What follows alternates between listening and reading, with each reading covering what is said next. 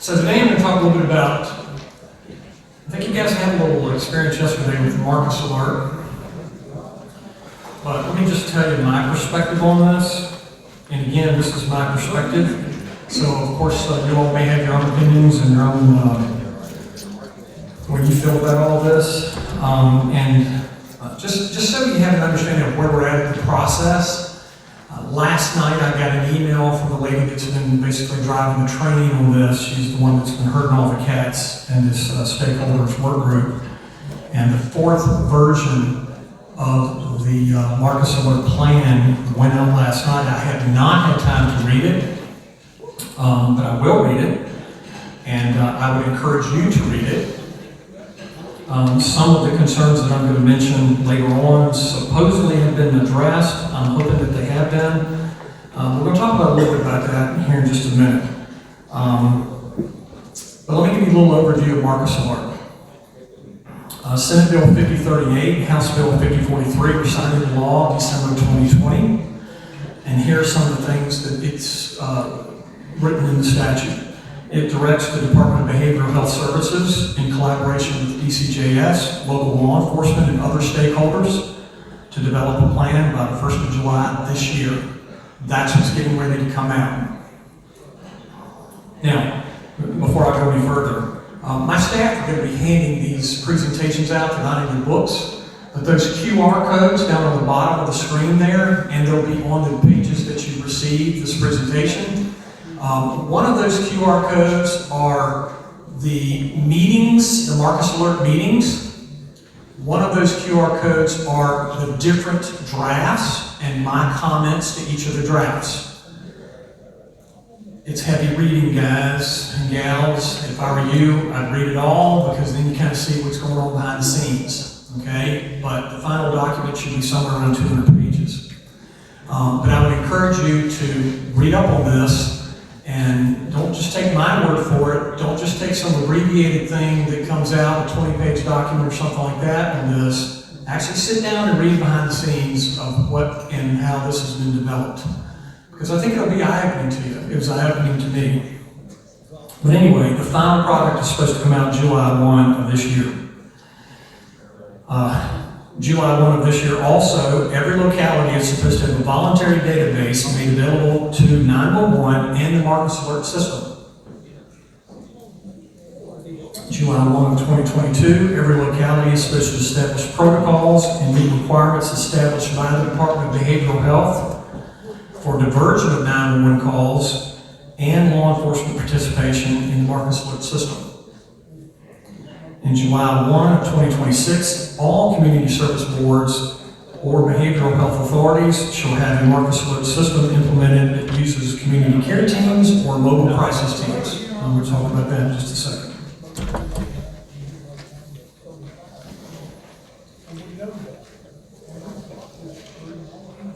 Okay.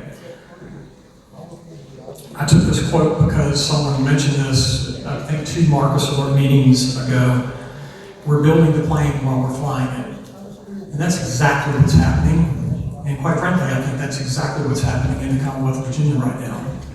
All of these special sessions, there's all this legislation that's being pushed out to localities.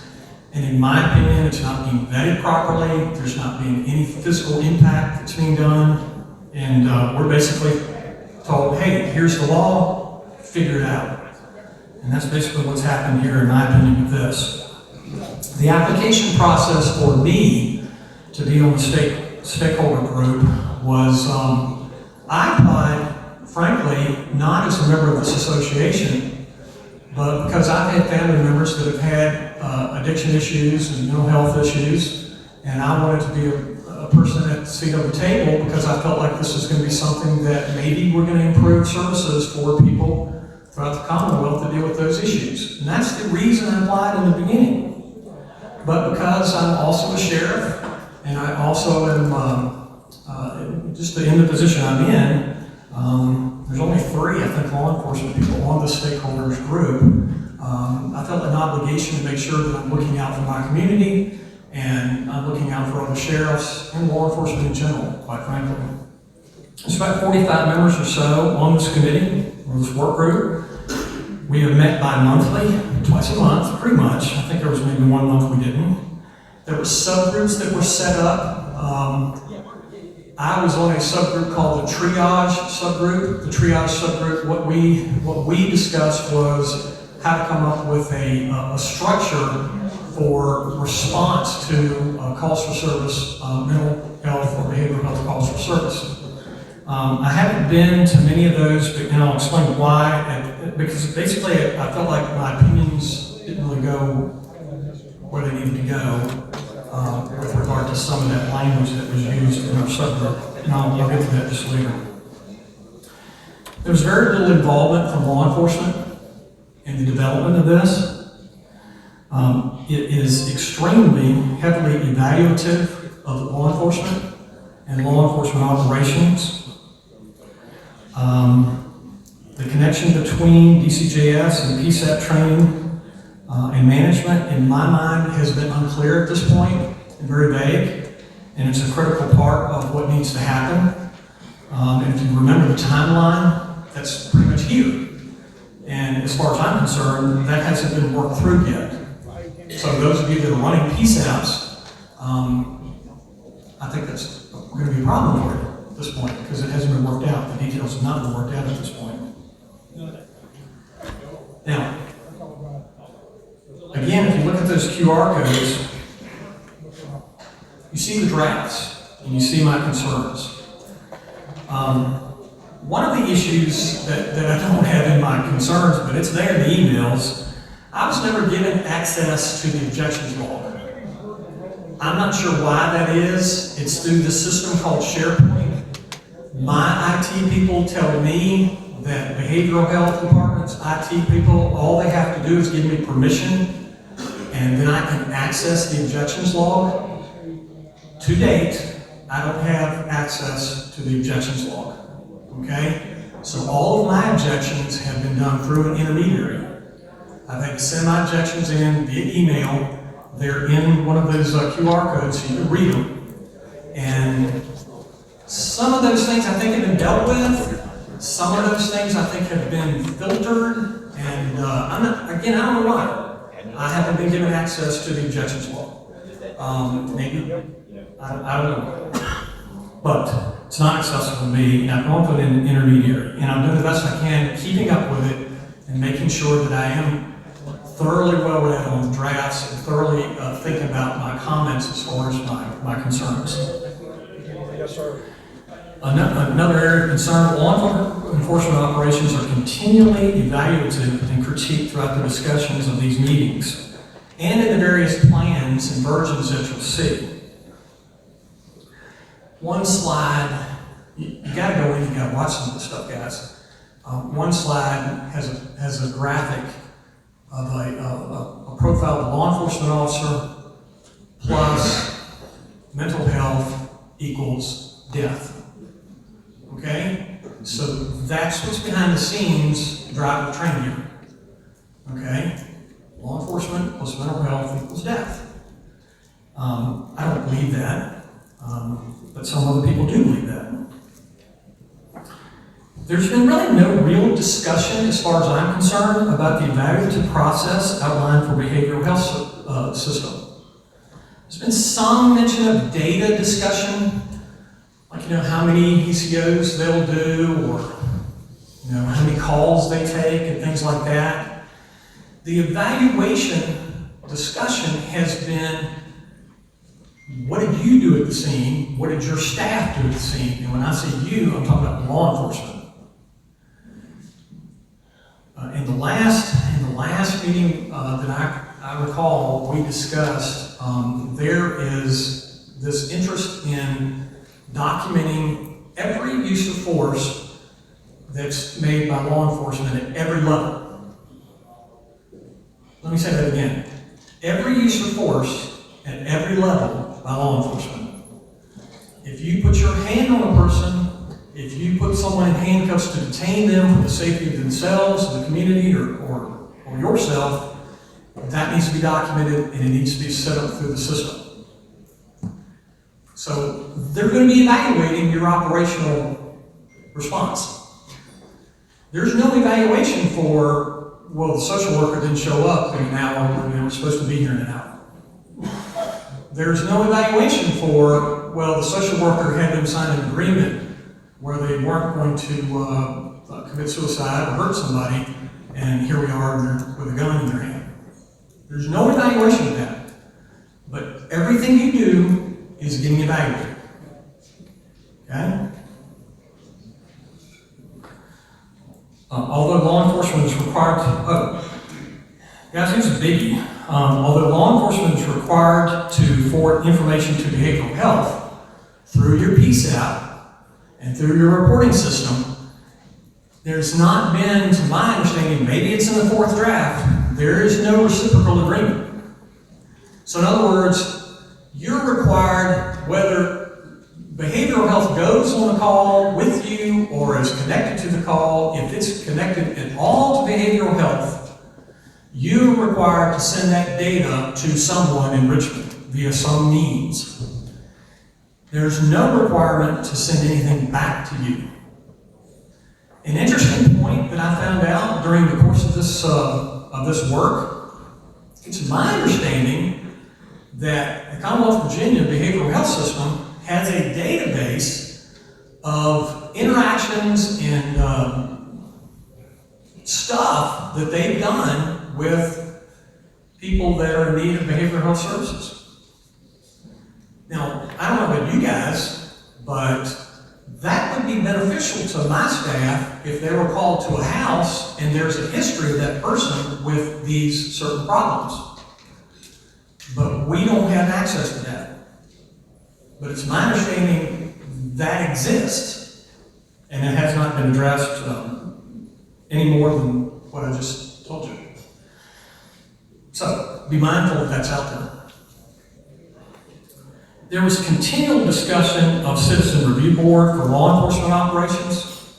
It's my understanding that that's been pulled out of the last draft, but you need to understand that that's been continual throughout the process. And that discussion never has, that I can recall, has never included Citizen Review Board review of behavioral health, what they did or didn't do. Any other law enforcement agency, like state law enforcement agency, any other stakeholder, it's all been driven towards local law enforcement. But again, it's my understanding that's been pulled out of the formal presentation of the formal thing, but you need to see that it's there, and that's behind the scenes of what the thought process is of the people that are developing this process. You need to know that. There's very little information there about funding for localities. There's some language. It's kind of vague. It's generic in my opinion. But there's no real state support for funding for a locality to implement the system.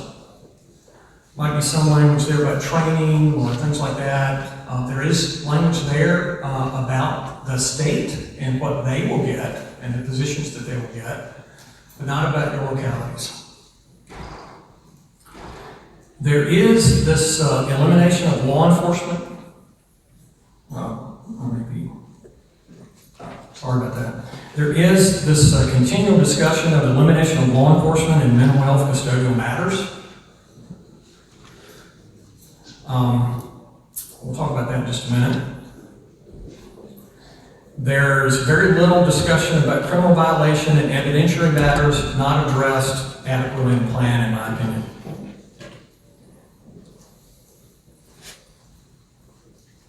So, here's just a little brief on implementation. You'll see that there's a co-response team implementation plan. There's a community care team implementation plan. In my opinion, the co-response team is the best option for you. It's better for operational control. It's better for management, but it costs money. It requires full-time staff from the sheriff's office and full-time staff from the Community Services Board to answer calls for service. But in my opinion, that's the best response method that's out there. The other response method is a community care team. that could have literally no law enforcement involvement or some law enforcement involvement, and really it limits your operational control. And I would have concerns about that if that's the plan that's implemented in my community. I think personally it's probably better to have a combination of both. Now that I'm going through my slide, and when I say community care team, that would be on like the lowest level of service that's needed by someone. But once you start getting into response for calls, I think you need to have a co-response team.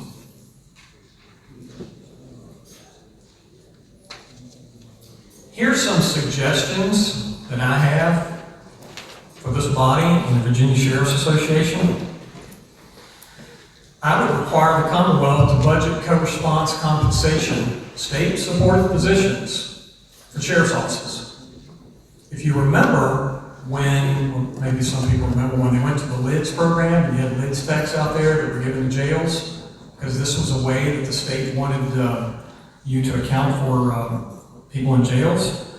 They had LIDS tech positions that were funded by the state. They should have, call them what you want to call them, community services officers, deputies, Marcus Alert liaison positions, or whatever you want to call them whatever you want to call them, but the state should be supporting those positions. I think there should be statutory language requiring behavioral health data held by behavioral health to be shared with localities and response units. Again, remember the slide? Law enforcement plus mental health equals death. It may not equal death if you have an understanding of what you're responding to. And if that's out there, you should have access to that. If citizen review boards become a requirement, and that is for the community service boards in the region, then they should be required to evaluate not only their work, but the other stakeholders, not just local law enforcement, responding to such events. And last but not least, and this gets back to the triage group that I was a part of, they kept using the language lead. Behavioral health will be the lead on every call.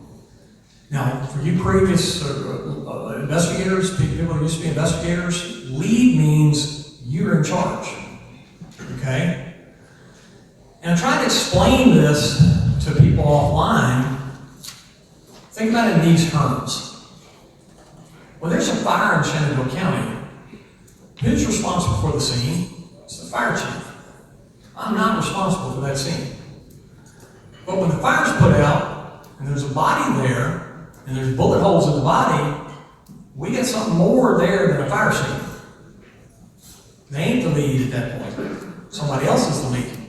So when they put in the state plan that every call, behavioral health is the lead, be careful what you wish for, because you're now in charge of everything. And I would be careful about that. From a public safety standpoint, from an operational control standpoint, I don't think that language should be there. I think it should be a collaboration effort between the organizations that are responding to decide what needs to be done. Again, you go to a scene and there's a body there, and the person who's there with the body claims, I've got a behavioral health disorder. Well, right now, the behavioral health person, the way it's written, is the lead on that scene. Now, how are you going to explain that to the people that you serve? They ain't going to understand that. They're going to want to know, why was the crime scene screwed up, Sheriff? Why wasn't someone held accountable for the crime that was committed here? So, I object to that strongly, and I have been ever since. And basically, when it wasn't getting changed, I just basically stopped going to the triage meetings because it was kind of a waste of time, in my opinion. Just a couple things, everyone. I think if you ask sheriffs and you ask law enforcement about the Commonwealth, if there needs to be improvements to behavioral health responses and services, I think the response that you'll get from sheriffs and law enforcement is yes. I had this discussion with this group, literally the second meeting that we had. And I told them, I said, look guys, I'm of the mind, when you have a problem, you get everybody in the room, talk through the problem, you talk through who's responsible for what, and you try to work it out. And you'll get to a point, at least in my mind, where you'll work it out. That ain't what happened here. That's not what happened here. This thing was not driven with that philosophy at hand, in my opinion. Wasn't done that way. So it is what it is. That's what we have. Secondly, and lastly, I think, and I'm not a conspiracy theorist, guys. I never have been. I try to take people for what they're, the word of what they're doing, and that everybody's trying to do the right thing. But if you go and you read everything that's available, and you watch everything that's available, maybe you'll come to the same opinion that I came to, maybe not. But in my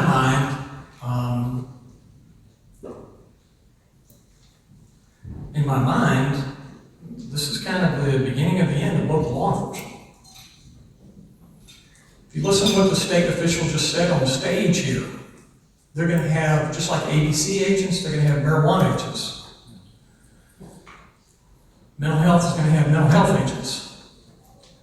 They, whoever they is, I think they is the state, they don't want local law enforcement running these operations and scenes, and they want you out of it. They want you out of it. And they are going to bank on you getting out of it. And sometimes, again, be careful what you wish for. And just as a side note, we had just to kind of put this in perspective for you, because I want you to really sit down and think about this for a minute.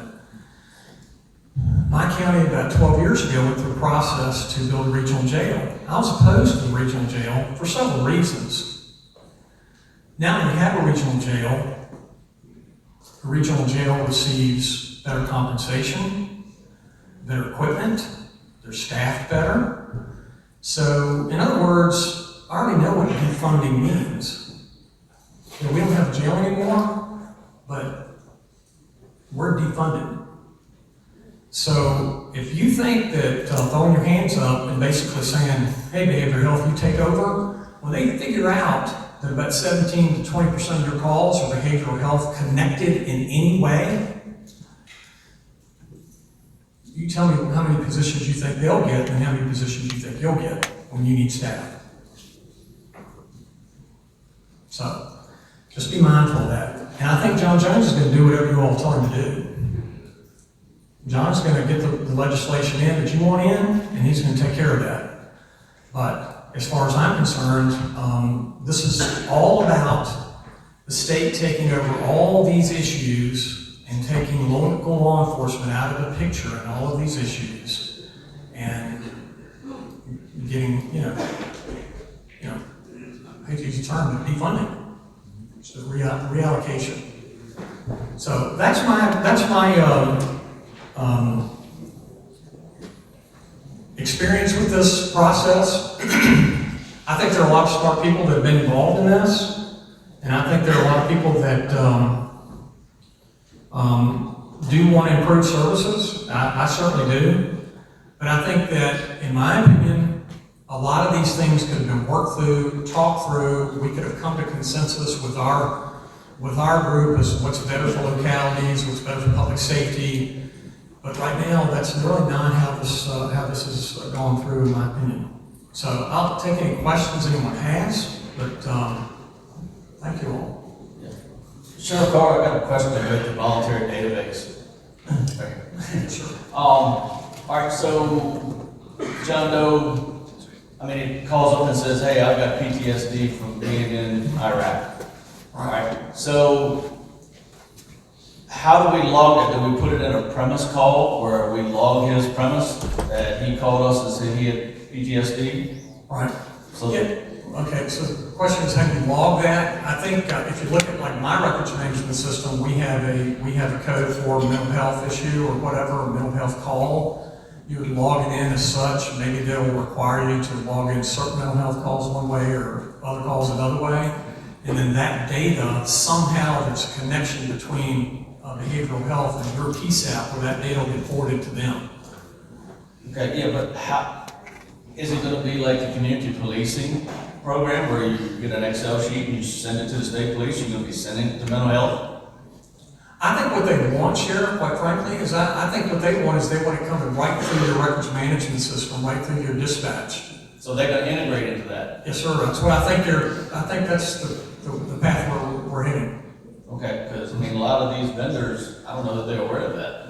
Right. And implementation takes a long time. Right. And again, we're building the plane while we're flying. Yeah. Yeah, those are things that have not been worked out. They have been talked about, but that's what I think that they want to do. If you're like me with the policing data that we're submitting now, we went to our vendor, we saw what the cost was, budget's already been approved, so now we're just doing the best we can, filling out the forms and sending it in. And that may happen with this, but I think eventually they want to be wired right into your PSAP to just extract that data. So voluntary data is something will be given out to the public, say, hey, if you have a mental health issue, call your sheriff's office and let them know so that they can document that you have mental health. I mean, otherwise they're just not gonna up and say, hey, I got PTSD, I just thought I'd call and let you know.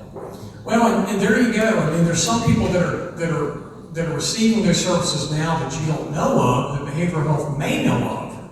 And there needs to be, and that's one of the slides I mentioned, there needs to be an integration between the two systems. And that's not happening right now. But you're right. I mean, there may be a person that is not a crisis that just wants somebody to know I've got this problem or I need to relate this information to someone.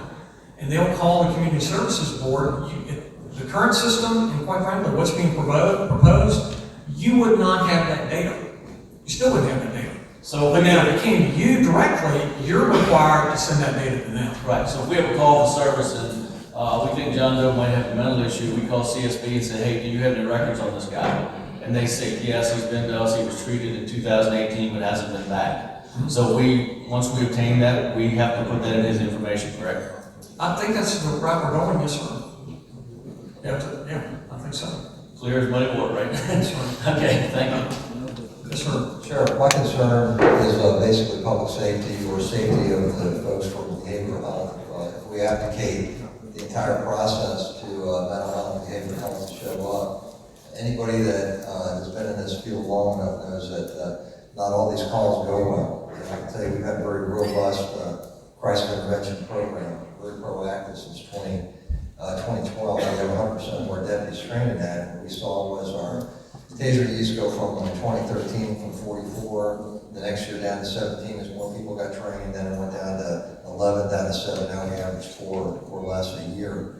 The fact of the matter is that there's situations out there that are very dangerous, and I think, the problem with this is I don't think the people that put this together realize that. I don't understand how they couldn't, because these things can go south very badly, and sometimes they're not pretty. I've had a Right, Sheriff, I agree totally. There's this concept called zero intercept. There are people that believe that you should never have interaction with anyone with a mental health issue. Law enforcement should never have that interaction. That's the world that they think we should be at. It's not a practical approach in my mind.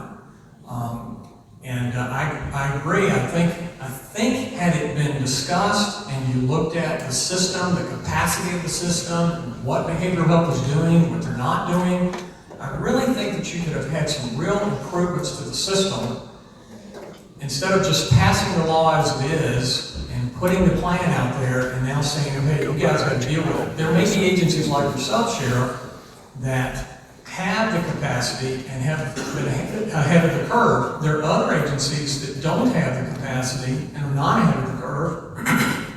What I don't think they realize is that, they're going to be behind from the get-go. So we need to be mindful of that. Again, I think we all see the need for enhanced capacity and services for people in these situations. But I don't think that this was well thought out when it was first written, in my opinion.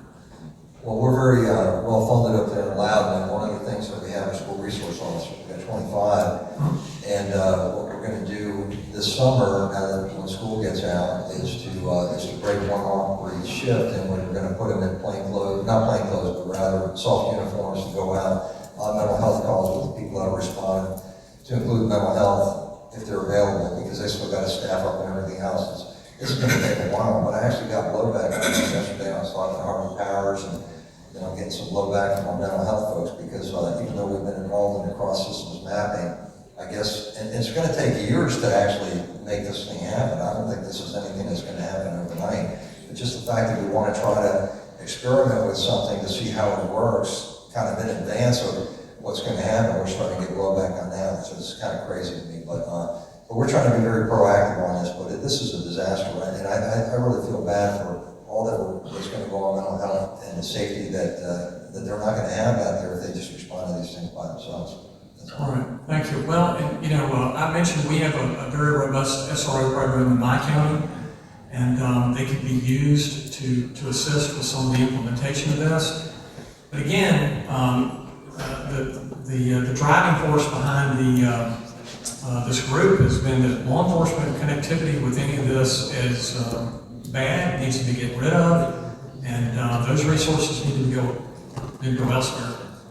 So none of that was discussed, Sheriff, and I'm hoping cooler heads will prevail and there'll be some discussion and we can kind of work through some of those details. But I just want to tell you guys that's the process that I've been going through for the last few weeks. I'll take one more question over here if I can. Well, I know at least one. Yes, sir. Hi, Sheriff. So I've heard people say throughout the years for every action there's a reaction. Would you agree with that? Sure.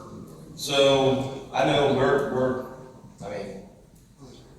in my locality, with mental health, transports, ECOs, TDOs, and what have you, we're always hurting for manpower. I think over the years we've all spoken up about that. And that's part, I think, of the reaction based off of our statements and our rights and bonuses is that everyone wants to have the removal of law enforcement from mental health.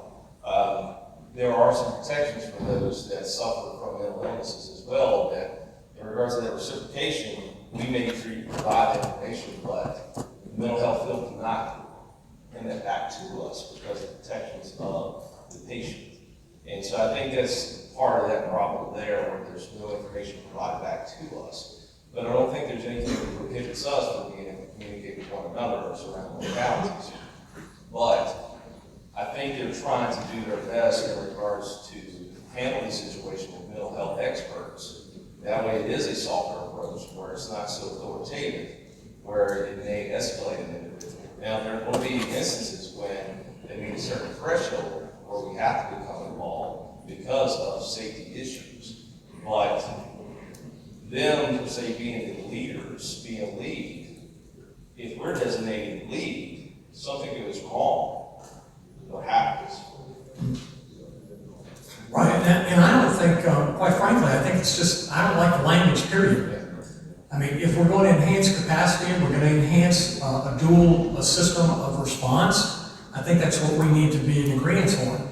And then we decide, based on what's going on, as to who should be handling this.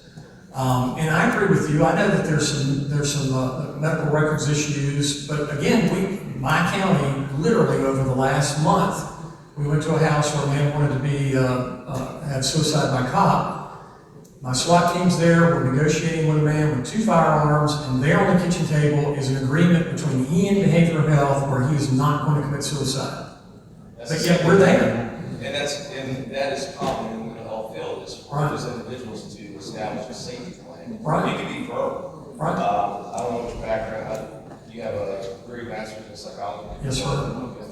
So those safety plans, you may have knowledge about how those work, and so the mental health experts work with the individual to make them feel safe, or hey, we're not going to do this. Well, they can't solely control that. It's a verbal agreement or written agreement. It's a reminder visually that hey, I'm not going to do this, and hopefully they'll reach out to someone to get help. But that's one of the things. I have a background in counseling. Okay, so I have some knowledge there that not all of us in this room may have, but we have to come together. We have to talk about what can we do to make each other stronger, our agency stronger, and to use the resources or make resources that are not available. Right. Sheriff, I'm with you. And I think if some of these things have been discussed before this has been done, Yes. I mean, you're making this agreement Well, why don't you have the capacity to go to that house 24 hours later, 48 hours later, and check to see how the agreement's going? That's not done right now because they don't have the capacity. So what happens is a crisis ensues, and law enforcement is now there, but the fingers are now being pointed at law enforcement going, you shouldn't be there. In my mind, had we done exactly what you're talking about, which is have these discussions before the law was passed, talk about capacity, talk about what they're expected to do on a follow-through, and the possibility of exchange of information and letting each other know what's going on in the world that maybe we're not involved in, I don't think you'd have had that incident that I dealt with that we're talking about. Again, build a plane where I'll find it. And that's pretty much the experience I had. Yes, sir. Thank you. Thanks, guys. Just really quick thing. Thank you for the hard work on this because I did read your response list. But one thing I wanted to make sure that while we're all here as sheriffs is so important is that they want to soften our uniform. And I told everyone up front in our CSB that we will not be a false flag. When we show up, we want people to know exactly who we are from the standpoint that there's no mistake. And think about the consequences, because if we are something else other than who we say we are, when we show up at one of these mental health calls, the next time these mental health workers go into the field, they'll be questioning whether or not that mental health worker is actually a law enforcement officer. Because we'd have to make an arrest, and we'll do that. The second point is we do have a co-response model now that we've implemented, and what we do is we've told them, look, if we show up and there's a criminal violation of law, we are going to make an arrest. You can do whatever you want to do for the mental health side after that. You want to get the TDO, that's fine, but we're going to arrest them, and then you work on your piece of it from there. So we do work together, but there's just a very clear delineation. One, who we are, and two, what we're going to do. Right, and co-response I think is the best way to go, Sheriff. And the other thing is about the uniform and about the expectation. The people that you serve have an expectation of what your sheriff should be doing in that community. If you're not going to be able to explain to them what's happening with that call, or the community doesn't feel safe because of the response or the end result of what happened at the call, that's something you're going to have to deal with in your locality.